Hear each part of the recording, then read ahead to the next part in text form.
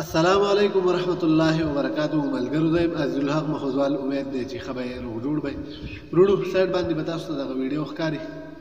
چې دا یو دوه خويندې دي پښتني چې بازار ته تللي دکان ته او الته کې دا د کاسمیټکس دکان دی په دې کې ورته الته یا موبایل اخو دی باغی کې ترې دا ویډیو کړ دا یا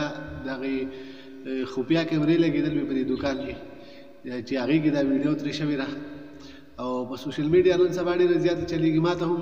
ډېرو دا ویډیو را لېږله په واتس اپ کې په انباکس کې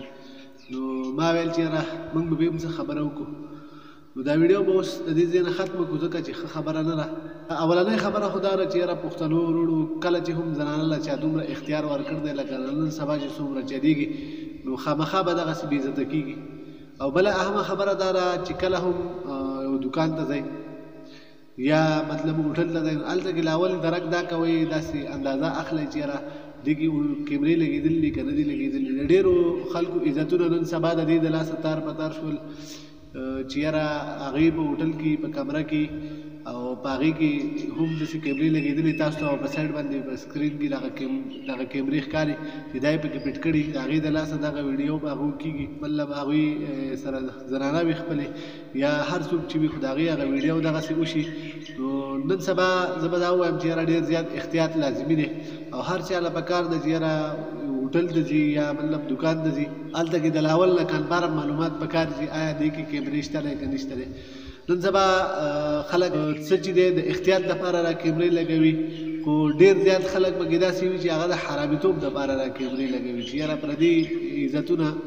سره لوبې کوي نو زه به دا ووایم چې یاره لاول خو د کیمرو ته ضرورت نشته ځکه چې دکان ته هر قسمه زنانه راځي هر څوک راځي خو که بیا هم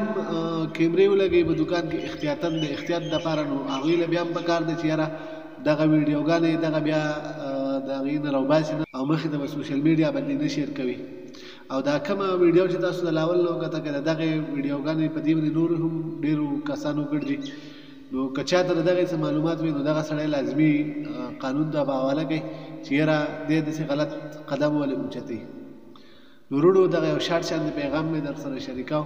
نن سبا چې دی بازار ته چې ځئ نو په خپله باندې ځئ زنانو لېږلو ته هېڅ ضرورت نشته زنانو له دومره اختیار مه ورکوئ چې یاره هغه ګرځي په دکانونو کې په بازارونو کې نو دغې خبرو باندې د الله نبي هم دا ویل دي چې یاره دې خبرو باندې بندیز زنانه چې دي دا به بهر ته د کور نه وځي او دغسې نن سبا په معاشره کې که موږ وګورو هم نو د معاشرې حالات هم دا اجازت نه ورکوي چې یاره زنانه دې د کور نه وځي بهر په دکانونو یا په مارکیټونو کې دې ګرځي او که نه بیا هم موږ نه قراریږو نو دغسې به بېعزته کېږو او شرمېږو به نو بس وروڼو اوس تاسو نه غواړم اجازت تر بلې ویډیو پورې د لوی الله په امان